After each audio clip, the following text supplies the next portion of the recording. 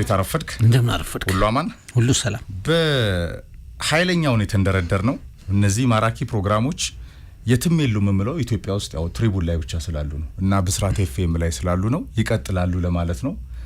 አንዳንዴ እኮ መጽሐፍ በካርድ ምለው እኮ ዝም ብዬ ብትስማማ ይሻላል። 10 አመት ክርክር ውስጥ ለውስጥ እኮ ተስማማለህ። በአየር ላይ የማትስማማው ነገር ነው። ለማንኛውም እንቀጥላለን።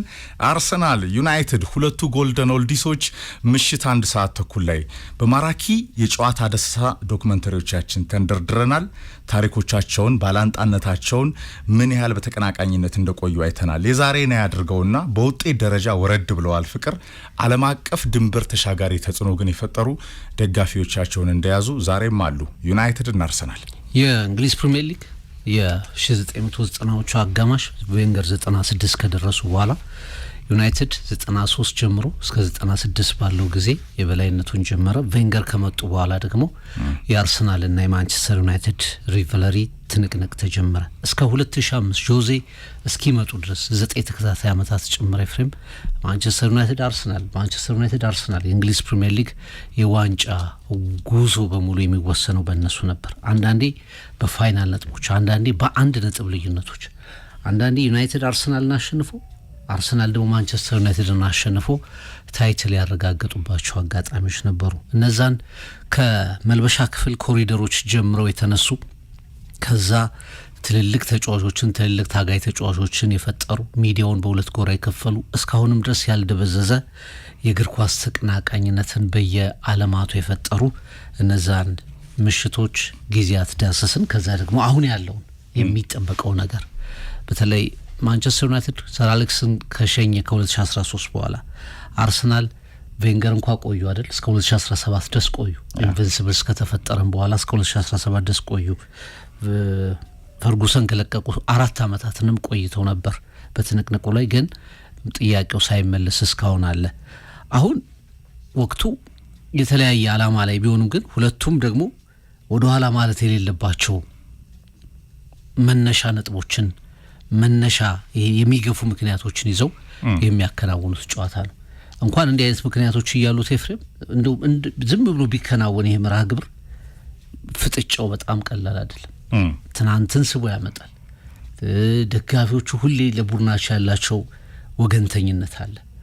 በተለይ ደግሞ ለመመለስ ያለ ፍላጎት በሁለቱም ቡድኖች በኩል ወደ ዙፋናቸው ለመመለስ ወደ አውሮፓም ወደ እንግሊዝ ክብራቸውም ለመመለስ ያለ ፉክክርና ትንቅንቅ አለ እና ይሄኛው ሳምንት ደግሞ በተለየ ሁኔታ በተለይ ማንቸስተር ዩናይትድ ምናልባት ከደርቢው ጨዋታ በፊት ቢሆን ይሄ ጨዋታ በአሁኑ ልክ ላይ ይጠበቅ ይችል ነበር ብዬ አስባለሁ።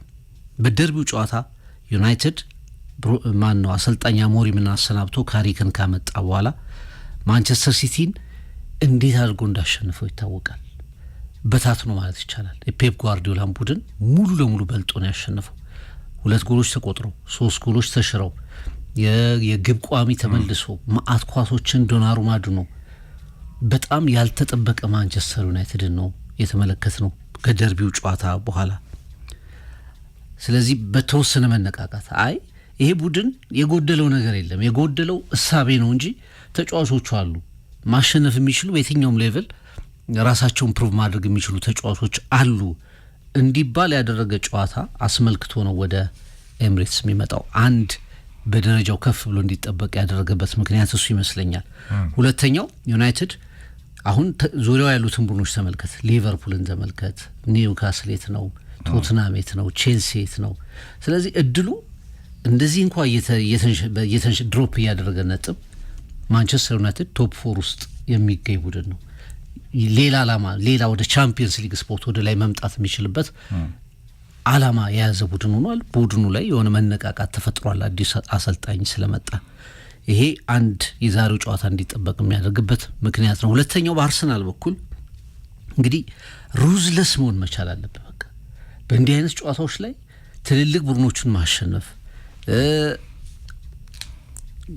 ተቀናቃኞች የሚከተሉ ቡድኖች የሚጥሉትን ነጥብ መጠቀም በጣም ያስፈልጋል። ትናንት ዊገንን ማነው ወልቭስን የገጠመው ማንቸስተር ሲቲ በቀላሉ ያሸንፏል ተብሎ የተጠበቀ ጨዋታ ነበር። ከባድ አልነበረም። 2-0 በሆነ ውጤት አሸንፏል። የመሪነቱ ወደ 4 ዝቅ ብሏል ኤፍሬም። ስለዚህ ሌላ ምክንያት ነው አርሰናል ወደ ማንቸስተር ግንባሩን ሳያጥፍ መዝመት እንዳለበት 3 ነጥቡን ለመውሰድ የግድ መጫወት እንዳለበት ትናንትና የተከናወነ ሌላ ጫና ሌላ ውጤት አለና እነዚህ ነገሮች እንድትጠብቃቸው ያድርጓል። በእርግጥ ቅድም እንዳስቀመጥከው የአንደኛው ጉዞ ለሻምፒዮንነት ነው። ማንቸስተር በተሻለ ሁኔታ በተሻለ ሙድ የመደምደም ጉዳይ በቻምፒየንስ ሊግ ስፖርቶች ላይ የመደምደም ጉዳይ ነው እንጂ በሻምፒዮንነት ደረጃ የሚጫወት ቡድን አይደለም። በሁለቱ ቡድኖች በኩል ያለው ሰፊ ጋፕ የሰፊ ነጥብ ልዩነት ያንን ይናገራል። በሩበን አሞሪም ስር የተበላሹት ነጥቦች የዋንጫ እድሎች እንዳይኖሩ አድርጓል። በሁሉም አቅጣጫ ዘንድሮ ወደ ኦልድ ትራፎርድ የሚደርስ ዋንጫ የለም። ከዚህ አንጻር በጣም የምንጠብቀው ጉዳይ ይሆናል። ሌላው እንግዲህ በእያንዳንዱ ቡድኖች ውስጥ ያሉት ጥያቄዎችም ጭምር ኋላ በአስተያየትም ተሰጥባቸዋለን፣ በአስተያየቶቻችን እናነሳቸዋለን። አርሰናል የሚጫወትበት ታክቲክ፣ ፖሴሽን፣ ጫና፣ ፕሬዠር መፍጠር፣ ቴሪቶሪዎችን መቆጣጠር፣ ሴት ፒስ ብለን የምናስቀምጣቸው። ዩናይትድ ደግሞ ይቀጥላል ወይስ አይቀጥልም ያሳየን ነገሮች አሉ። በትራንዚሽን የሚያጠቃ ቡድን፣ ተጫዋቾቹን ወደ ቦታቸው የመለሰ ደስተኛ ያደረገ ቡድን፣ እንደገና የተወለዱ የሚመስሉ ተጫዋቾች፣ እንደገና በደስታ የመጡ የሚመስሉ ተጫዋቾች ያሉበት ኮምፓክት ሆኖ የተመለከትነው ቡድን ማንቸስተር በሎ ብሎክ በሚድ ብሎክ ያ ሁሉ ክፍተቶቹን የመከላከል ክፍተቶቹን የደፈነ የሚመስል ማንቸስተር ተመልክተናልና ይህ ሁሉ ዛሬ እንዴት በቲያትሩ ይገለጣል፣ በኤምሬትስ ይገለጣል የሚለውን የምናይበት ትልቅ ጨዋታ ይሆናል። አዎ የካሪክ ቦል አይነት ብለውታል። በተለይ ብሩኖ ዲያሎ፣ ምቤሞ ኩና፣ ዳሎ ሾው የአረበኛው ኮሜንታተር ያ ጎል ስትል እንትኑ በቃ የቲኪታካው አለ መቀባበሉ። በዛ ጨዋታ ላይ ማንቸስተር ሲቲ ሙሉ ለሙሉ የፈራረሰበት ጌም ነበረ።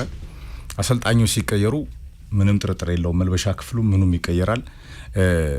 ትልቁ ነገር ዩናይትድ ባለፈው አንተ በአስቸኳይ የስራ አጋጣሚ አልነበርክም። ከዛ በፊትም ግን እኔ አንስቼዋለሁ፣ እንመጣበታለን በኋላ ፍቅር ህይወቱን እንደዚህ በራሱ የክለብ ሌጀንዶች ቢገፋ ብያለሁ።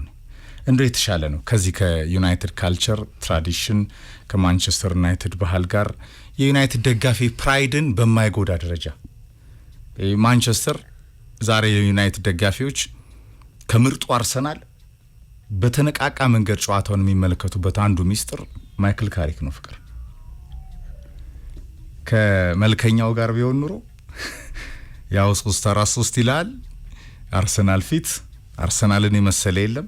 ይሄ ምንም ሀቅ ጥሬ ሀቅ ነው። በምን አይነት ይሄ በቃ ተደብቀ የምታየው ጨዋታ ነበር የሚሆነው። ከቴሌቪዥን ጀርባ ስንት ደረሱ ሴት ፒሱን አስቆጠሩ እያልክ። ዛሬ ግን የዩናይትድ ደጋፊ በማንቹሪያን ደርቢ ጨዋታ ላይ በዩናይትድ ታሪክ ከፍታ ትራዲሽን ቅድም በሰማችኋቸው ድንቅ ፕሮግራሞቻችን ቀለሞች የዩናይትድ የቴክ ሚ ሆም ሎያሊቲ እኮ ያለው ማንቸስተር መስሎ ሲታይ ነው። በማንቸስተር ደም በማንቸስተር ከፍታ በማንቸስተር አሰልጣኞች ዘመን ተሻጋሪ ወርቃማ ኮከቦችና ድሎች ደረጃ የሚመጥን ቡድን ባጁን የሚመጥን ቡድን ቢያንስ ከተጋጣሚዎቹ ፊት ትራዲሽኑ ምንድነው? በባክ ፎርም የሚጀምረው ነው። ለኮቢ ማይኖ አይነት የክለቡ የአካዳሚ ተጫዋቾች ቅድሚያ የሚሰጠው ነው። አሞሪም 2 ዓመት ሲቆይኮ አንድ ጌም አካዳሚ ሄዶ አላየም። ካሪክ በአንድ ሳምንት ደራርቦ በለጠው። ሎያሊቲ ነው ፍቅር፣ የክለቡን ካልቸር ማወቅ ነው። እንደው 3-4-3 ብለ ዝም ብለ በተለይ ለአሞሪም በጣም እድል ቢሰጠው ብለው በጣም ለሚያስቡና እኔ ማንቸስተር ዩናይትድ በዛሬው ጨዋታ ላይ በተነቃቃ መንገድ ሜዳ ይገባል። የሚጫወተው ግን ከምርጡ አርሰናል ነው። የሚፋለመው እያንዳንዱን ቀሪ ጨዋታዎችን የበለጠ ከውድ 3 ነጥቦች ጋር ለማሳካት ጥረት ከሚያደርገው አንዳንዴ ራሱ አርቴታ ደግሞ የአርሰናል ተጋጣሚ ሆኖበት ጥያቄ የሚያነሱ የመድፉ ደጋፊዎች አሉ። ሁሉንም ጨዋታዎች በማሸነፍ ጉጉት ውስጥ የራዱ ደጋፊዎች ምኞት ነው፣ ይገባኛል። ምክንያቱም 22 ዓመት የተናፈቀ ዋንጫ ነው። ከአርሰናል የተሻለ ክለብም የለም በእንግሊዝ እግር ኳስ ዘንድሮ። ዲዘርቭም የሚያደርገው አርሰናል ነው እስካሁን ባለው ቴምፖ። ግን ወደ ጨዋታው ሂደትና ምን ይታያል የሚለው ከመምጣታችን በፊት አንድ ሐሳብ አንተ ምን ልትሰጥበት እንፈልገው። አርሰናልና ዩናይትድ በበዚሁ ባላንጣነት መንፈስ ሲጓዙ ፍቅር ለምን ተወደው እስከዛሬ ዘለቁ ውጤት ሳይኖርም? ዩናይትድ 13 ዓመት ተሻግሯል። አርሰናል 22 ዓመት ተሻግሯል። ዋንጫ የለም። ዋንጫዎችን በማሸነፍ ውስጥ ብቻ አይደለም አንዳንዴ በደጋፊዎች ከፍታ ውስጥ የምትቀጥለው ታሪክ ባላንጣነት ውጤት ስኬት ያለፉ ነገሮች ሁላ ያለ ትናንት ዛሬ ስለማይደረስ ያለ ዛሬ ነገን ስለማትሻገር የእግር ኳስ ክለብ ይሄ ሎያሊቲ ታማኝነትና ተወዳጅነት ይገነባል። ሜሞሪዎች ሁሉ ጊዜ ነገን ያሻግራሉ። ከዛ የባላንጣነት መንፈስ ይኖራል። ለዚህ ነው ጎልደን ኦልዲስ የሚባሉት ሁለቱ። ቼልሲ ያንን መስበር አልቻለም። በዋንጫዎች ቁጥር 5 ደርሷል ከሮማን አብራሞቪች መምጣት በኋላ። የለንደን ፕራይድ የሚለው ሰማያዊዎቹ ለዚህ ነው። ማንቸስተር ቀይ ብቻ አይደለችም ዘንድሮ ወይም ባለፉት 10 ዓመታት ሲቲ ሰንጥቆ ገብቷል፣ ያውም ሸፍኖታል። ዩናይትድ ከፌዘኛ ቢሊዮነር ባለሀብቶቹ ጋር ሲቀለድበት የግሌዘሮች አሻንጉሊት ምለውን የለዛ ነው። ግን ማንቸስተር ዩናይትድ ከፍተዋል። ወድቆም ከፊት ያለው ክለብ ወድቆም ከፊት ያለው ስኬታማው ብራንድ ሆኖ ሲቀጥል የአርሰናልና ዩናይትድ ተቀናቃኝነት ደግሞ በሌላ ቀለም ከፍ ብሎ መጥቷል። ፍቅር ይሄ ተወዳጅነት የእንግሊዝ እግር ኳስ ብቻ ሳይሆን ከእንግሊዝ እግር ኳስ በተሻገረ እዚህ ኢትዮጵያችን፣ በአፍሪካችን፣ ሩቅ ምስራቅ ኤዥያ ብታቀና፣ ላቲን አሜሪካ፣ ሰሜን አሜሪካ፣ አውሮፓ ብትሄድ አረቡን ዓለም ጨምሮ በአርሰናልና በዩናይትድ ደረጃ የሚታወቅ ክለብ እኔ ያለ አይመስለኝም። ገና ነው ሪያል ማድሪድን ይዘን ከዛ ባርሴሎና ምን ይላሉ? እንደውም አንዳንዴ የእግር ኳስ ሲዝኖቹ አጭር ናቸው፣ ትዝታዎቹ ግን ረጅም ናቸው። አብረው ይቀጥላሉ። ምክንያቱም የቬንገርና የፈርጉሰን በጣም አክቲቭ የሆነው ተቀናቃኝነት እንደው በዋንጫ በጣም ያሽቆጠቆጡ ተቀናቃኝነት፣ ሁለቱ በውጥረት እየተሞሉ የነበሩ ተቀናቃኝነት 12-13 ዓመት የቆየ ነው። ይፍሬም ከ96 እስከ 2005 በኃይለኛው ሁኔታ እነሱ 9 ዓመታት ናቸው፣ 10 ዓመታት። ከዛ በኋላ እንደው ማንቸስተር በተከታታይ 3 ዓመታት ያሸነፈባቸው፣ ፈርጉሰን የገነቡት የመጨረሻው ኃያል ቡድን አርሰናል ሲቆም ቻምፒየንስ ሊግን ያሸነፈው ቡድን ነካሪክ ራሱ የነበረበት ቡድን ማለት ነው። ዩናይትድ ትንሽ ከፍ ብሎ መጥቷል። እነዛ ጊዜያት አጭር ሊሆኑ ይችላሉ፣ ትዝታዎቹ ግን ረጅም ናቸው እና እነዛ ትዝታዎች እነዛ ኖስታልጂክ የሆኑ ሞመንቶች ናቸው ኤፍሬም ሜሞሪዎቹ ጨዋታዎቹን የሚያቀጣጥሏቸው። ሲቲ ዶሚኔት ባረገበት እንተና ፔሌግሪኒና መጣ ማንቺኒን ይዞ እንደገና ጓርዲዮላን ይዞ ያለፉት 15 ዓመታት የእንግሊዝ የሻምፒዮንነት ምድር ማንቸስተር ሲቲ ነው። ከተማዋ ማንቸስተር ነች፣ ቡድኑ ደግሞ ሰማያዊው ነው። ምንም ጥርጥር የለውም። ከአጫወት ጋር ከብዙ ነገሮች ጋር ቻምፒየንስ ሊግን ጨምረ ቀጥሎ ሊቨርፑል ነው። ሊቨርፑል ከእርሱን ሰብሯል። ቻምፒየንስ ሊግ በምን ሰብሯል።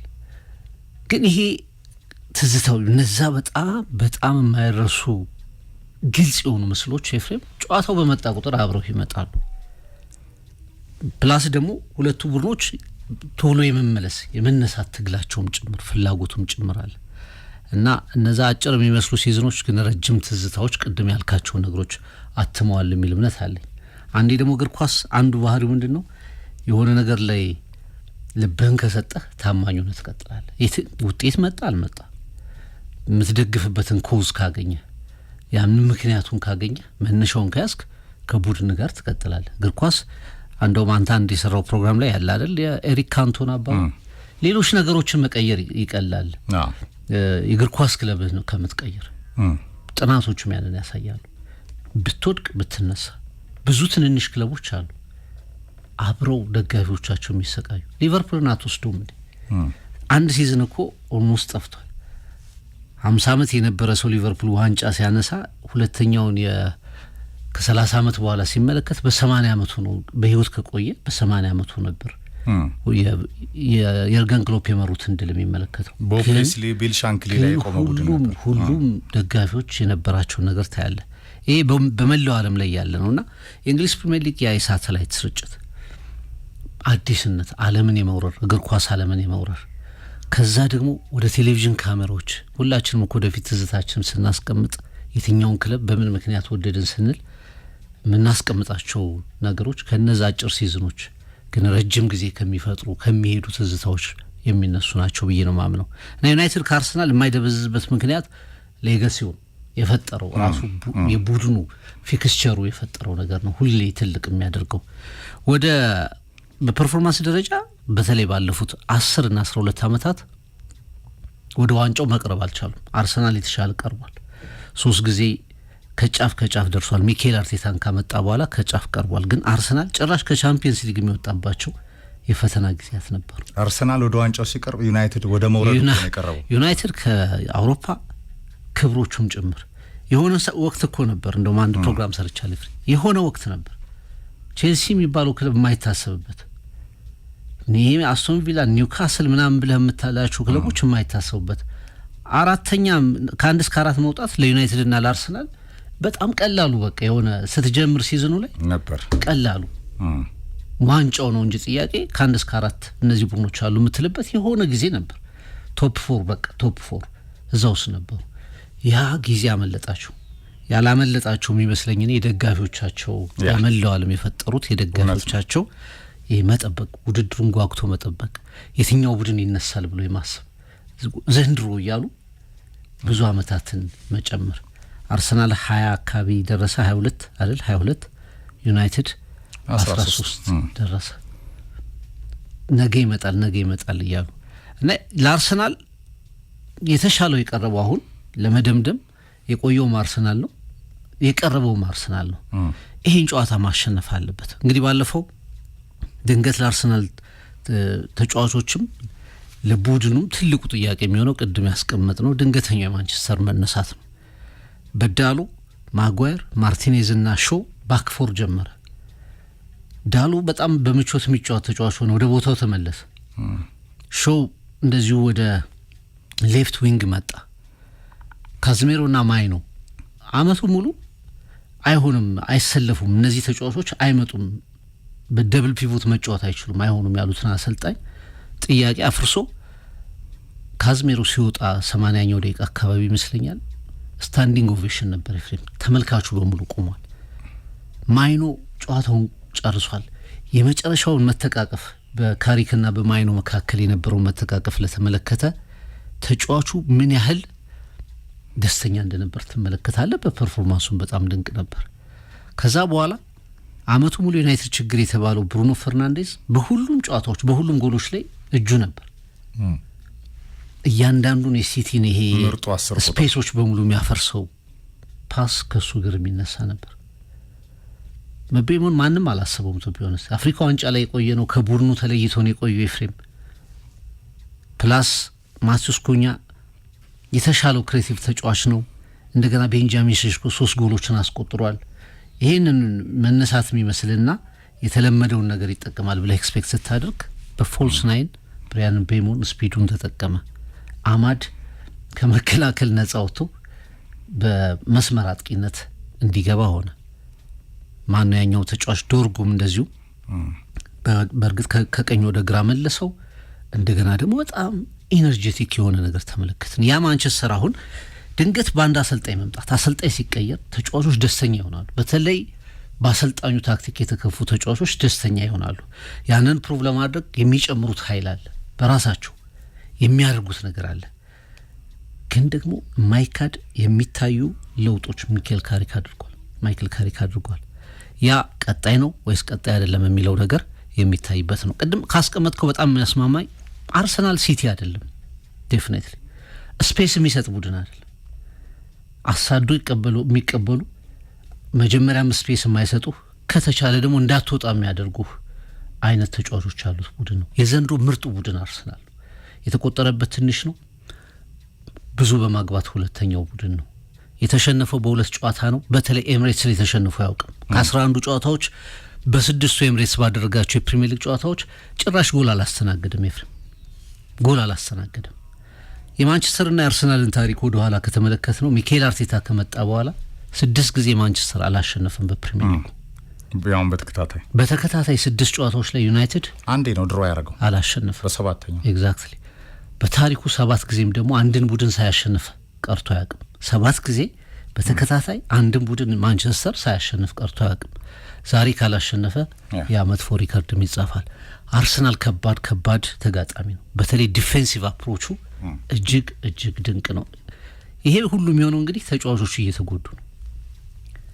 በሌፍት ባክ፣ በራይት ባክ፣ ሴንተር ላይ ራሱ ማጋሌሽ፣ ሳሊባ እየወጡም ጭምር ሌሎቹም ተጫዋቾች እየገቡ ዲፌንሱ በጣም ስትሮንግ የሆነ ዲፌንስ ነው እና ማንቸስተር ያንን ስፔስ ላያገኝ ይችላል። ሲቲ ላይ የተፈቀደውን ነገር ላያገኝ ይችላል። ግን ሁሌም አርሰናል ከማንቸስተር የምንመለከተው እንዴት ነው? በስህተቶች የሚወሰን ጨዋታ ነው። አንድ ስህተት ካገኘህ ያ ስህተት የሚቀጣ አይነት ጨዋታ ነውና ማን ነው የተሻለውን ስህተት መፍጠር የሚችለው ያንን እድልስ መጠቀም የሚችለው የትኛው ክለብ ነው የሚለው ይወስኗል ጨዋታው። ከጌሙ መጠበቅ ጋር በተያያዘ ያው አርሰናልን የመሰለ የለም የሚለው በደንብ ደጋግመን ያነሳ ነው ሀሳብ ነው። የማንቹሪያን ደርቢ ጨዋታ ላይ ያለ የካሪክ በጣም መልካም አጀማመር ቡድኑን ያነቃቃል። ምክንያቱም ዩናይትድ ፖቴንሻል አለው፣ የስኳድ ፖቴንሻል ደጋግሞ የተነሳ የሚሰማ ካለ ማለት ነው። በተለይ የተጫዋቾች ላይን አፕ ላይ የቡድን ስኳድ ላይ ማንቸስተር ዩናይትድ ሪሶርስ እንዳለው ጭምር ነው ካሪክ ያሳየው። የባከኑ ተጫዋቾች ያለ ቦታቸው የተጫወቱ ቅድም በዩናይትድ አርሰናል ተቀናቃኝነት ታሪክ ያኔ 99 ላይ ዩናይትድ ሃትሪክ ሲሰራ በዛ የኤፍኤ ካፕ ሰሚ ፋይናል ጊግስ ሰለሜ ሲያጫውት ያ የኤፍኤ ካፕ ሰሚ ፋይናል ላይ እንደ ራያን ጊግስ አይነት ተጫዋችን እኮ አሞሪም ቢያገኝ ራይት ባክ ነው የሚያሰልፈው ብያለሁ ባለፈው ፍቅር። እንደ አይነት እብድ ሲመራው የነበረው ክለብ ነው ማንቸስተር። ትራዲሽኑ ካሪክ ያውቀዋል። የክለቡ ሌጀንድ ነው። ምን እንደሚፈልግ ከዳር ሆኖ ሲታዘብ የከረመ ነው። እድል ሲሰጠው ዩናይትድ ፈጥኖ ወደ ባክፎር ተመለሰ። ዊኒንግ ቲም አይቀየርም። አሁን የማንቹሪያን ደርቢ ጨዋታ ላይ ያለው ላይን አፕ ነው ዛሬም የሚጠበቀው ፍቅር። ምናልባት 1-2 ቅያሪ ሊኖር ይችላል እና ዩናይትድ ማንቸስተርን ሳያውቁ ጠንቅቀው ወደ ዩናይትድ ኦልድ ትራፎርድ ቲያትር ኦፍ ድሪምስ እየመጡ በገናናው ክለብ በጣም ወፈፊ አስተዳደሮች አማካኝነት ህይወታቸውን አቋቁመው የሚወጡ በካሳ በሚሊየን ፓውንዶች ካሳ የሚወጡ አሰልጣኞችን ያየ ነው። ከኤርዲቪዚዮም ከስፖርቲንግ ሊዝበንም ከአያክስም ከምንም ከየትም እየመጡ በዲስኩር የተሻገሩ የመጡ ተጫዋቾች ያሉ ተጫዋቾች ግን እድል ከተሰጣቸው በቦታቸው የሚጫወቱ ከሆነ የተሻለ ነገር ለማሳየት በማንቸስተር ቀለም እንደሚችሉ ሮብ ስራ ጀምሮ እሁድ አሳይቶናል ካሪክ በ4-3 ቀን ስራ። ከዛም በኋላ ከክለቡ ጋር ያለውን አታችመንት ይታወቃል። በዛሬውም ጨዋታ ጥሩ ተፎካካሪ ሆኖ ከጠንካራው አርሰናል ፊት ለመቅረብ ይፋለማል። ዩናይትድ በጣም ያባከናቸው ነጥቦች አሉ፣ ግን አሁንም በቶፕ 4 ለማጠናቀቅ እዛ አካባቢ አራተኛ ለመውጣት ጠንካራ ተጋጣሚ ስለሌለ ሊቨርፑል እየተንደፋደፈ ነው። ቼልሲ ነው። ቪላ ራሱ የሚታመን አይደለም። ሲቲ በኮንፈርት ሁለተኝነቱን ሴኩር ለማድረግ የሚጫወት ጋርዲዮላ አርሰናል ምርጡ ቡድን ነው አለ ባይል ነበር። የሚገርመኝ ግን ማይንድ ጌም ነው ሁሌ ነው የሚለው ማይንድ ጌም ነው። አርቴታ ምላሽ ሰጠ። ምርጥ ቡድን የሚለካው በአራት ዋንጫ ላይ ያለው አርሰናል ዋንጫዎችን ጠራርጎ ሲያሸንፍ ነው አለ። ይሄ በጣም ትክክለኛ ምላሽ ነው ለአስተማሪው። እንዲህ እያለ ኮሌ ሲወስድበት ነው። አርሰናል ምርጡ ቡድን ነው ይላል፣ ያሳድደዋል። መጨረሻ ላይ አርሰናል ሚዜ ይሆናል። አርሰናል አሁን ተሳዶ ሚዜ የሚሆን ክለብ ግን ለኔ አይመስለኝም ፍቅር። ዋንጫ እየነካ የሚመለሰው ክለብ አይደለም። ብቸኛው በኮንሲስታንሲ ምርጥ ዲፌንስ የዋንጫው ፎርሙላ የገባቸው የጨዋታ ስትራቴጂዎች ኦንሪ ባለፈው የተናገረው ነው። ጸንተን ጠብቀነዋል እና አሰልጣኝ አርቴታ ዋንጫ እንዲያመጣም ጠይቀነዋል። ዋንጫ የሚመጣበትን መንገድ ይዞ ይሄው እኮ ጃንዋሪ ሊጨርስ ነው፣ ፌብሩዋሪ ሊገባ ነው። አርሰናል አይ ነው በ12 ተጫዋቾች ስጋቱ የትናንትና ያለፉት አመታት የነበሩ እየደረሰ 248 ቀን ቀመርቶ አንድ ወር በመራው ሲቲ ሲለቅ 38 ሳምንት መርቶ ሲለቅ የነበሩ ሜሞሪዎች ናቸው ደጋፊዎችን ስጋት ውስጥ የሚጥለው። ለኔ ፍቅር ለኔ በዛሬው ጨዋታ አርሰናል ራሱ ቢሸነፍ ዋንጫውን የሚያጣ አይመስለኝ። ለምን መሰለ እንደዛ ማለት አርሰናል በሲዝኑ በቀሪው ሲዝን አርሰናል ሆም ማች ላይ እስካሁን አልተሸነፈም። 11 ጨዋታዎች ላይ አልተሸነፈም። የሚሰበር ቡድን አይደለም፣ ከተጋጣሚ ፊት የሚጨነቅ ቡድን አይደለም። ድንቅ ዲፌንስ አለው። የሴት ፒስ ኪንግ ነው። እንደ ራይስ ማጋሊሽ አይነት ዋሪየር ኮከቦች አሉት፣ ሊደሮች አሉት። አርቴታ ደግሞ የራሱ የሆነ ጌም ፕላን አለው። ለዚህ ነው ፎረስትና ሊቨርፑል ጨዋታ ላይ ነጥቦችን ሲጥል ቻምፒየንስ ሊግ ምሽት ሳን ሲሮ ሄዶ ኢንተርን ትንሽ ክለብ አድርጎት መጥቷል። ይሄ ቡድን አልኩ ፍቅር በቀሪዎቹ 15 ጨዋታዎች በሊጉ የቀሩት አይደል 15 16 ከነዚህ ጨዋታዎች ሲሪየስ የአርሰናል ተጋጣሚዎች አንደኛው ማንቸስተር ሲቲ ነው ኢታሃድ መሄድበት ምናልባት 3 ነጥብ የሚያጣበት የሚባል ዩናይትድ በጫጉላው ፍቅር ይሄ የካሪክ ጫጉላ በዛ ተነቃቅቶ ዛሬም በጣም ሪል ራይቫል ነው ተቀናቃይ ነው ቶፕ 4 ደግሞ በጣም ሴኩር ለማድረግ ትልቁ ስኬት ነው ለዩናይትድ ልክ ወርልድ ካፕ እንደማሸነፍ ብለው አራተኛው ዩናይትድ ካጠናቀቀ እንዲህ ሲቀልድ ከርሞ ያንን እንኳን ቢያደርግ ለኔ መድፉ ፍቅር የአርቴታ አርሰናል ይሄ የ4 ነጥብ ጋፑ ወረድ ቢል ራሱ ተናንቆ ለመጨረስ የሚያስችል ፖቴንሻል ያለው መድፈኛ ብቻ ነው ያለው ብዬ ነው ማምነው እኔ ዛሬ ካሸነፈ አርሰናል ወደ ዋንጫው ወደ ኮሮኔሽን ወደ ንግስናው የበለጠ መቅረቡን የበለጠ የሚያሳይበት ይሆናል ቢሸነፍም ያን ያህል ከዋንጫ ፍክክር አይወጣም የሚለው ወይም ደግሞ ዋንጫው ፍክክር ቀዳሚ ተገማችነቱ ላይ ተጽዕኖ አይፈጥርም የሚለው ነገር ያስማማኝና ግን ጥያቄዎች ግን መነሳት ይጀምራሉ ብዙ ጊዜ በፈርዞን አሪፍ አሁን ሊቨርፑልን ያመና የሲቲን መፍረክረክ የአርሰናልን ነጥብ ድሮፕ ማድረግ የቼልሲን ሐሰተኛ መንቃት ከዛ ደግሞ ወደ ኋላ መንሸራተት በትክክል ሲጠቀም የነበረ ቡድን እና መጨረሻ ላይ ሊቨርፑል ሲደክም ዘግይቷል ሌሎች ሲነቁ ኦሬዲ ሊቨርፑል ይሄ በፈርዞኑን ይሄ ምንድነው በተከታዮቹና በሱ መካከል ያለውን ጋፕ በቃ አስተማማኝ አድርጎ ያምነው የስሎት ሊቨርፑል አቻ ከወጡ ራሱ እኔ ጥያቄዎች መነሳት ይጀምራሉ ብዬ ነው ማስበው ሌሎቹ ይነቃቃሉ ሁሌ አንድ የአርሰናል ደጋፊዎች ሁሌ በጭንቀት የአርሰናልን ጨዋታ መመልከት የሚጀምሩበት አንዱ ትልቁ ጥያቄ የማይደገሙ ድሎችን ሉዝ ያደርጋል አሁን በሊቨርፑል ጨዋታ የሜዳው ጨዋታ ነው አንዳንድ ጊዜ በፊት ማንቸስተር የበፊቱ አርሰናልን ስትመለከተው ዩናይትድን ነው በቃ የሚያሸንፈው አርሰናልም ማንቸስተርን ነው የሚያሸንፈው ዩናይትድ ደግሞ አርሰናልን በቃ ቶፕ የሚባለውን ቡድን መዘረር አለበት እንድታሸንፍ ሲቲ ያንን አድርጓል ከአርሰናል ጋር እርስ በርስ ሲገናኝ አርሰናል በዛው ጉዞ ውስጥ መቀጠል መቻል አለበት እንዲህ አይነት እድሎች ደጋግመው አይመጡም እኔ ያስቀመጥከው ነገር እያስማማኝ ግን ጥያቄዎች መነሳታቸው አው ግን እዚህ ጋር ጥያቄ መነሳቱ አይቀርም 4 ነጥብና 7 ነጥብ ለምሳሌ ይሄ 7 ነጥብ ኤፍሬም ሁለቱን ጨዋታው ቢጠቀም 11 ነጥብ ነው የሚሆነው የዛሬው ጨዋታ በፍሪደም ትጫወታለህ ምንም አይመጣም ብለ 4 ነጥብ በፕሪሚየር ሊግ ምንም ሊሆን ይችላል ምንም ሊፈጠር ይችላልና ራሱን ከጫና ነፃ ማውጣት አለበት ማሸነፍ አለበት በቃ ቡድኑ ለምን መሰለ ፍቅር ማንቸስተር ሲቲ ከፐርፎርማንስ ከአቋም አንፃር እንደምትናገር ይገባኛል እኔ ከፐርፎርማንስ ከሌሎቹ ብቃት የሚያሳዩት ኮንሲስተንሲ ሲቲ ራሱ ወልቭስን ነው ያሸነፈው ትናንትና ሲንገዳገድ ከርሞ ሰሞኑን ተከታታይ ጨዋታዎች ላይ የነበረውን ሞመንት የምታውቀው ነው ፍቅር የድሮ ሲሪያል አሸናፊው አይደለም ሲቲ ፐርፌክሽኑን ጥግ ድረስ ይዞ የሚከተለው ሲቲ አይደለም አንዳንዴ ማይንድ ጌምም የሚጀምረው ሜዳው ላይ አልችል ስትል ነው ምርጡ አርሰናል አለ ጋርዲዮላ የአርቴታ ምላሽ አው ምርጥ ነን ግን ምርጥነታችን በትልልቅ ዋንጫዎች ክብር ሲደመደም ነው አለ እኔ ሲዝኑ ከተጀመረው አንስቶ መድፉ በትራኩ በመድፉ ሀዲድ ላይ ያለ ወጥነት በጣም ስለሚገርመኝ ነው የቡድኑ ቀለም ፍቅር የአርሰናል ደጋፊዎች ሁለት ነገር ነው ሲሪየስሊ በቃ ቡድኑ ላይ ጉዳት እንዳይመጣ በተለይ በማጋሊሽ ዴክላን ራይስ አይነት ተጫዋቾች ፍቅር ኮሌክቲቭሊ ስታስበው ፌብሩዋሪ ኤፕሪል አሁን ማርችን ጨምሮ ፌብሩዋሪ ማርች ኤፕሪል ሲሪየስ 3 ወሮች በጣም ከባባር ጨዋታዎች የሚመጡበት ወቅት ነው ሁሉን ነገር ባንዴም ራሱ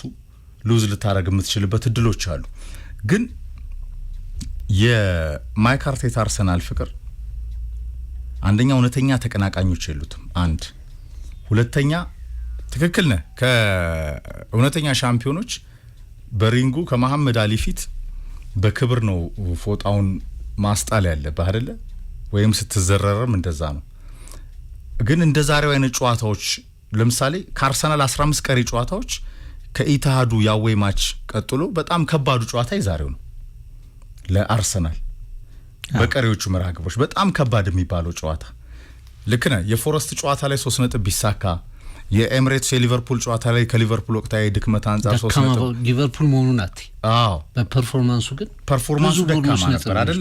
ትናንት አሁን በርሙዝ ላለመውረድ እኮ የሚጫወት ቡድን ነው ቢሆን ኖሮ ፍቅር እነዛ 4 የጣላቸው ነጥቦች ከዛሬው ዩናይትድ ጨዋታ በፊት ያርሰናል ቢሆኑ ኖሮ የሚሉት ደጋፊዎች፣ ተንታኞች፣ ሚዲያ በተለያየ መንገድ ሐሳብ ይሰጣል። ራሱ አርቴታም እኮ ይሄንን ይናገራል። ግን በኩራት ከፊት ያለው ክለብ ነው አርሰናል ፍቅር፣ በብቃትም በኩራትም። ለምን ብትል በአጋጣሚ አይደለም፣ ገፍተውት አይደለም ከፊት የሆነው።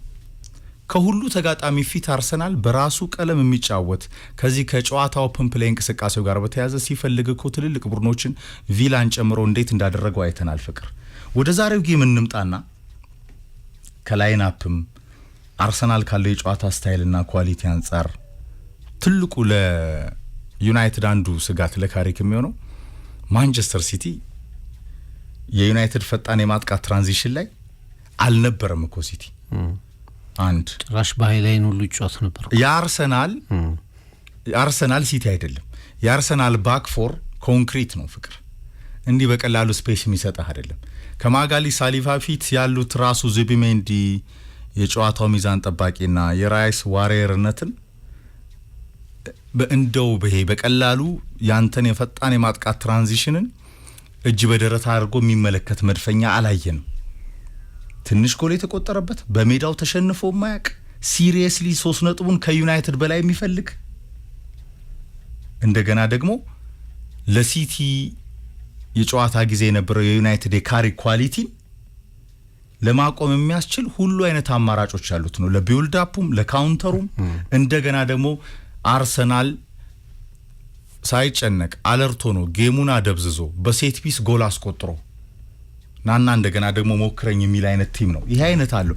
ዩናይትድ ሴት ፒስ ላይ ፈተናው አለ ፍቅር። ልክ ነው። 19 ጎሎች አስቆጥሯል አርሰናል በሴት ፒስ። በሁሉም መድረኮች ዩናይትድ በሴት ፒስ የሚቸገር ቡድን ነው። መከላከል ላይ አጠቃላይ እንደው ባለፈው የተሻለው ነው አየነው እንጂ በአብዛኛው በሩበን አሞሪም ስር ከዛ በፊት በቴናግም ስር የዩናይትድ መከላከል ስቴብል ሆኖ አያውቅም። ስለ አርሰናል መቼም ብዙ አውርተናል። ዘንድሮ የሚለይ አርሰናል ነው። ኮንትሮል፣ የጨዋታ ኮንትሮል በየትኛው ሞመንት ላይ ለምሳሌ ስንት የሰርፕራይዝ አረገን በአውሮፓ ቻምፒየንስ ሊግ። የአውሮፓ ምርጡ ቡድን ዘንድሮ ባየር ሚኒክ ነው ይላሉ። ባየር ሚኒክ በአርሰናል ፊት ምንድን ነው? አካንጄ እኮ ተደበቀ። ምርጡ መከላከልን የሚያሳየው ሲሞኒ 4 ጊዜ መረቡ ሲደፈር አርሰናል። ኢንተር ሚላን ሌላኛው የአውሮፓ ቻምፒየንስ ሊግ የፍጻሜ ተፋላሚ ነው።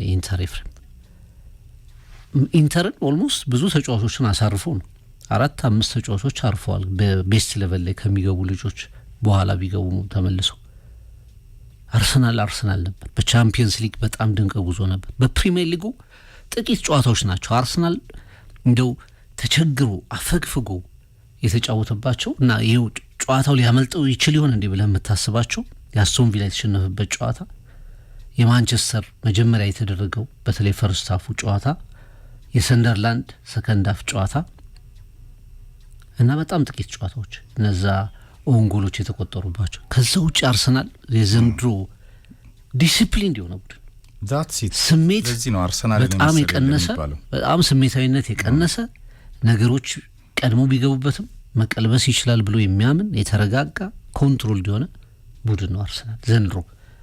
እኔ በጎል ማግባት በኢንተርቴይንመንት ዋንጫውን ያጡት ቡድኖች የተሻሉ ናቸው። ለሲቲ ዋንጫውን የሰጠው ቡድን በ7 ነጥብ እየመራ መጨረሻ ሲቲ በ5 ነው በ7 ነጥብ በልጦ የወሰደው ቡድን ሰከንድ ሃፍ ሲዝኑ ላይ አርሰናል 5-6 ያገባ የነበረ ቡድን ነው። ኢንተርቴን የሚያደርግ ቡድን ነው። የዘንድሮ ቡድን ግን ወሳኙ ነገር እሱ ነጥብ ብቻ ነው ብሎ የሚያምን ቡድን ነው። ኤፍሬም ልክም ነው። ምንም ማበድ አያስፈልግም የሚል ትሪቱን የሚቀንስ አስፈላጊው ነገር ጎሉ ነው ብሎ የሚያምን ነው እና አንዳንድ ጊዜ እንደው ያንን ለፕሮቴክት ለማድረግ ሲል አቅሙን ያጣል ብዬ አስባለሁ። አንድ ጎል ያገባና ያችን ፕሮቴክት ለማድረግ ለነጥቡ ትልቅ ኢንፋሲስ ይሰጥና ቡድኑ አቅሙን ይነፈጋል ብዙ ጊዜ የሚል እምነት አለ። ግን አርሰናል ዘንድሮ ሲያስፈልግ ተጋጣሚዎች እንዳይወጡ ከኤሪያቸው እንዳይወጡ ማድረግ ይችላል። ያንን ሲያደርግ አይተናል። ሊቨርፑል እና ኖቲንጋም ፎረስት ለምሳሌ ስታቲስቲክሱን ተመልክተው አርሰናል አላገባም ሊሆን ይችላል፣ ባዶ ለባዶ ነው የተጠናቀቀው። ሊቨርፑልም ኖቲንጋም ፎረስትም አንዱን ታርጌት ሙከራ አላደረጉም አርሰናል ላይ። በ180 ደቂቃ ውስጥ ቡድኑ አላገባም። በርግጥ አርሰናልም አላገባም፣ ግን ደግሞ አታገባበትም ቡድኑ እና ማፈን ይችላል፣ አደጋው እንዳይመጣ ማድረግ ይችላል። ደጋግመን ተናግረዋል። ሳሊባ፣ ጋብሪኤል ማጋሌሽ ይሄ ፓርትነርሺፕ በእንግሊዝ ፕሪሚየር ሊግ ታሪክ ከምርጦቹ 4-5 ፓርትነርሺፖች የዲፌንስ ጥምረቶች ለመቆጠር የሚቀረው ዋንጫ ነው። ከዛ ውጪ ስታቲስቲክሶቹ ሲታዩ በጣም ያስደነግጣሉ። ዊሊያም ሳሊባ ያለው ስታቲስቲክስ ከቶኒ አዳምስ ጋር አንድ ንጽጽር እያየው ነበር። ገና በትንሽ አመት ውስጥ ምን አይነት ስድስት ተከላካይ እየሆነ እንደመጣ። ከዛ ቀጥሎ ከፊት ያለው ጥምረት ዙቢሜንዲ መቼም ለአርሰናል ዘንድሮ ትልቁ ፈራሚ ነው። ስለ ዮኬሬሽ ዝውውር አውርተን ሊሆን ይችላል። ስኬታማውና ወርቃማው የአርሰናል ዝውውር ግን የማርቲን ዙቢሜንዲ ዝውውር ነው። ትንሽ የምታነሳቸው የስህተቶች ሊኖሩ ይችላሉ። ከዛ ውጭ ግን ምን አይነት ሽፋን፣ ምን አይነት መረጋጋት፣ ምን አይነት ጨዋታን የመቆጣጠር አእምሮ እየሆነ እንደመጣ የዘንድሮ ምርጡ ተጫዋች ዴክላን ራይስ ነው እያልን ነው የምናነሳው አይደል? ሜዳ ውስጥ የምታየው ሲቦርቅ የምታየው ሜዳውን በሙሉ የሚሸፍነው ተጫዋች ዴክላን ራይስ ነው። ደጋፊም የሚያወራው ስለ ራይስ ነው። ግን ራሱ ራይስም ተናግሮታል። ይሄ ነጻነት የመጣው የራይስ መጉላት የመጣው ዙቢሜንዲ ይሄ አብዛኛውን የሚያጎብጠውን ስራ ስለሚሰራም ጭምር ነው። እና ዙቢሜንዲ የአርሰናል አዲሽን ነው። ከዛ እንግዲህ ስለ አርሰናል ስናወራ ትልቁ ጥያቄ የሚኖረው የፊት መስመሩ ላይ ነው። የፊት መስመሩ እከሌ መሰለፍ አለበት የለበትም የሚል ውዝግብ ውስጥ ገብቷል። ዮኬሬሽ ቋሚ ጎል አስቆጣሪ መሆን አቅቶታል። ከጉዳታቸው የተመለሱ ተጫዋቾች እድል ማግኘት አለባቸው፣ ምክንያቱም እነሱ የተሻለ ቡድኑ ስለሚጠቅሙ የሚሉ ክርክሮች ይነሱበታል። ይሄ ሁሉ እያለ ከሲቲ ቀጥሎ ሁለተኛው ምርጥ ጎል አስቆጣሪ ላይ ነው። 40 ጎል አስቆጥሯል። ስለዚህ አርሰናል እንግዲህ ዘንድሮ አመቱ ነው። ይሄ አመት የአርሰናል አመት ካልሆነ ዋና ተጋጣሚው አርሰናል ራሱ ነው። እኔ እሱ አርሰናል ራሱ እና ሚኬል አርቴታ ራሱ ነው እንጂ ሌሎች ነገሮች በሙሉ ፐርፌክት ይመስላሉ ለቡድኑ። ይሄ ምንም ምን መሰለህ ከርሶች እኮ ይኖራሉ። ለምሳሌ አሁን እኮ የአርሰናል ተቀናቃይ ነኝ ይላል። ያው በጉርብትና ቶተናም ግራ ቢገባቸው ቶማስ ፍራንክ እርግማን አለበት ይሄ ክለብ አሉ። እርግማን እዛ ነው በደንብ ያለው። አሁን ከሚሰሩ እና በጣም ሰክሰስ ያደረጉ የሚያሳምኑ ቡድኖች ባላንጣዎች ይኖሯቸዋል ወይም በስኬታቸው የሚቀኑ። አንደኛው አሁን ብዙ የዩናይትድ ደጋፊዎች ያመኑ የአርሰናልን ከፍታ ለመቀበል ላይ ያሉት ተቀናቃኝነት ስላለ ነው። የእግር ኳስ ደጋፊዎች ስሜት ነው የሚጠበቅ ነው እንጂ አርሰናል በጣም ፐርፌክት ነው። እንግሊዝ ብቻ አይደለም አውሮፓ ላይ ከ7 ያሸነፈ ፍሮንት ላይን ላይ ያለ በሁሉ መድረኮች ላይ በሁሉ ዋንጫዎች ላይ በእርጋታ በይሄ የወትሮ አርሰናል አይደለም። ከትናንትና ስህተቱ የተማረ ነው። ካለፉት አመታት ስህተቱ የተማረ ነው። ህብረት ትርኢቱ ከአጃቢነት ውጭ አላመጣለትም። ባለፉት 3 አመታት ፍቅር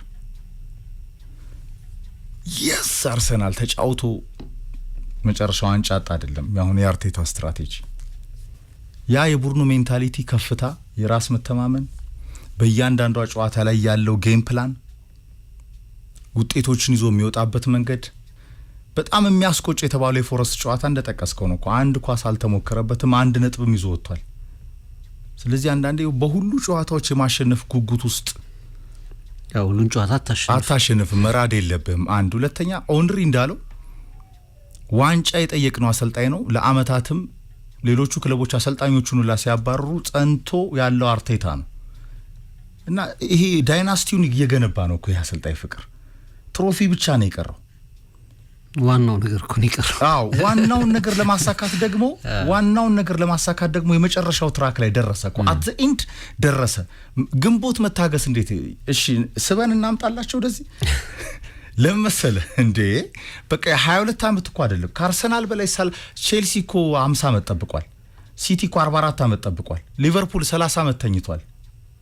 ዩናይትድ ስንት እንደሚተኛ አይታወቅም፣ 13 ደርሷል። አርሰናል 22 አመት አንቀላፍቷል። እና በጉጉት መራድ የለብህም። ብዙ ዋንጫ ሳያሸንፉ አመታት የቆዩ ትልልቅ ክለቦችም ነበሩ። መጠበቅ ማለት የሚታይ ለውጥ ስላለ ነው። ኮኒኮ ይኸውልህ ፌዝ ቢሆን ለምሳሌ ወጥነት የሌለው የማይታይ ፕሮሰስ ቢሆን ኑሮ አው አርቴታ የቀለደ ነው ትላለ። ሌሎች ክለቦች ላይ ያነሳ ነው ሐሳብ ይመጣ ነበር።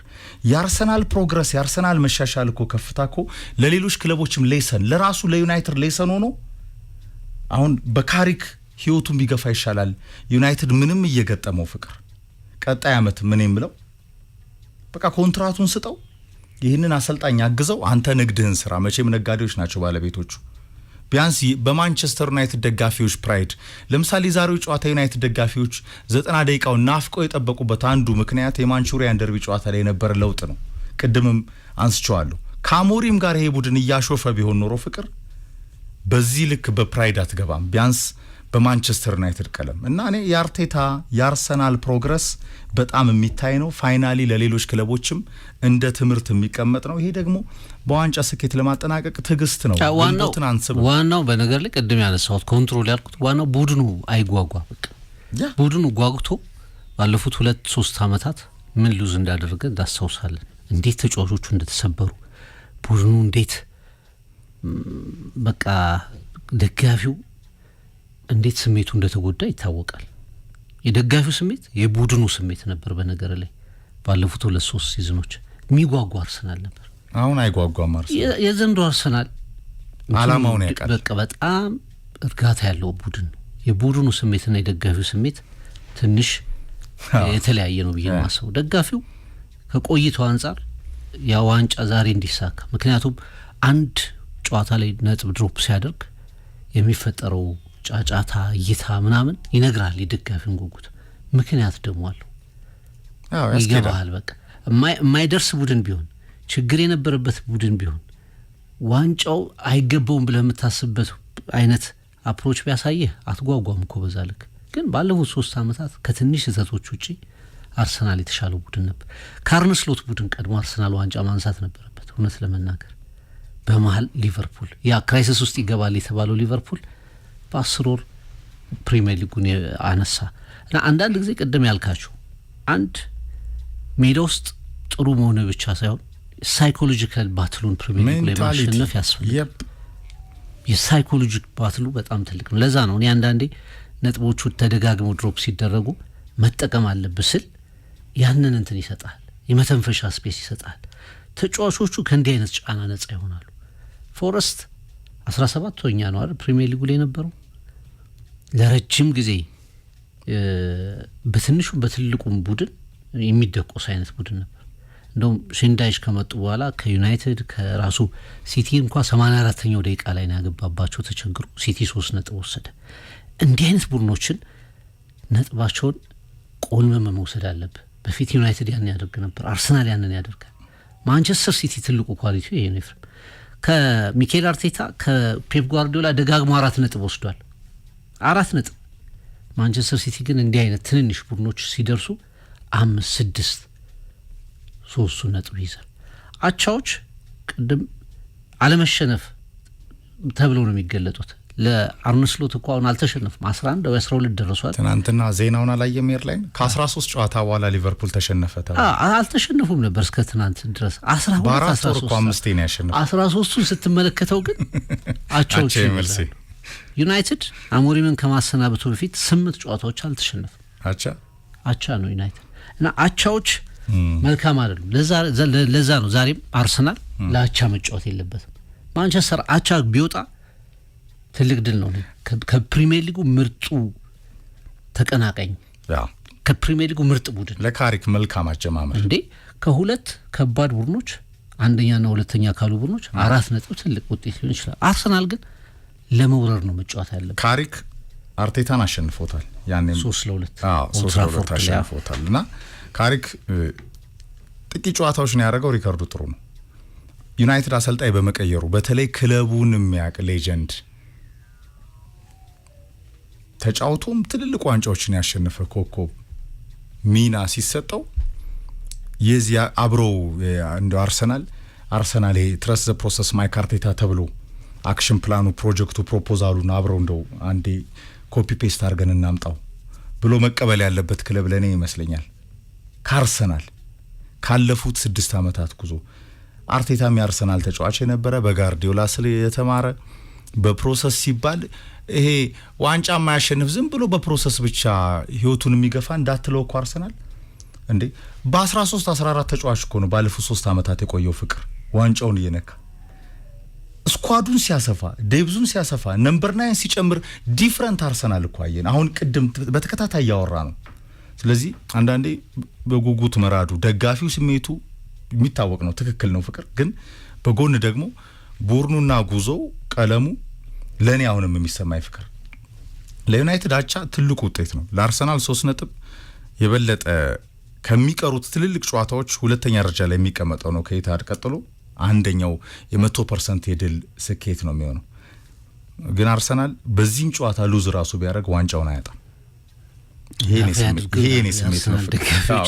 እንዴ አርሰናል ደጋፊዎች አሜን ይሏል ይሄ ነው ስሜት ነው ለምን እኔ ጫና ውስጥ ጫናው ይጀምራል ትክክለኛ አይ ነው ፕሬሸር ይኖራል እኮ እስከ መጨረሻው በትክክለኛ ደረጃ አርሰናልን እግር በእግር የሚከተል አንደኛ ተቀናቃኝ የለም አርሰናል ዴብዙን ዲፌንሱን ሴት ፒሱን ዲፈረንት ካራክተሩን የመከላከል አቅሙ ባክፎር ላይ ያለው ኮንክሪትነትን እንደገና ነጥቦችን እየሰበሰበ ከፊት የሄደበት ወጥነት ለተከታተለ መድፉን የመሰለ የለም ፍቅር በ3 ነጥብ ሉዝ ውስጥም ነው የሚሆነው ዛሬ ምሽት 1 ሰዓት ከ30 ነገ በተለየ ሁኔታ እንዳስሰዋለን በዩቲዩብ ገጾቻችን በአጠቃላይ በፕሮግራሞቻችን ላይ እንመለከተዋለን አድማጮቻችን በማክሰኞ ጨዋታ ላይ ደግሞ በትሪቡን ዶክመንተሪዎችም ይጠብቁ ለዩናይትድ ትልቅ ጌም ነው በጣም ጠንካራ ጌምም ለአርሰናል ነው የሚሆነው አርቴታም ካሪክም ያንን ተናግሯል ካሪክ አርሰናልን መቅጠም እንደጓጓ ተናግሯል አርቴታ ደግሞ ለዩናይትድ የማንቹሪያን ደርቢ ጨዋታና ፐርፎርማንስ አርናቆቱን ገልጾ